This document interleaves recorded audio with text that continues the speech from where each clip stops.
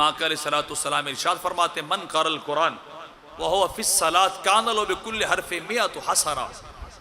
मेरे करीम आका अलैहिस्सलाम फरमाते जो नमाज में कुरान को पढ़े, जो नमाज में ज्यादा कुरान को पढ़े, कुरान का ताली हो, तिलावत करने वाला हो, कारी कुरान हो, तो मेरे करीम आका फरमाते काना लहू बिकुल्लि हरफ़िन मिअतु हसना।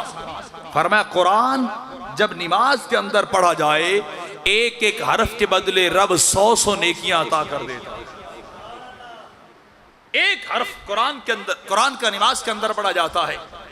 दौरान नमाज कुरान की तिलावत का आलम यह है कि एक हरफ की तिलावत, एक हरफ का तलफ्फुज भी काना लहू बिकुल्लि हरफिन मिअतु हसना। फरमाया मैं एक नेकी नहीं देता, गुनाहगारों को 100 नेकियां अता कर देता। इतना बड़ा दर्जा इस किताब का।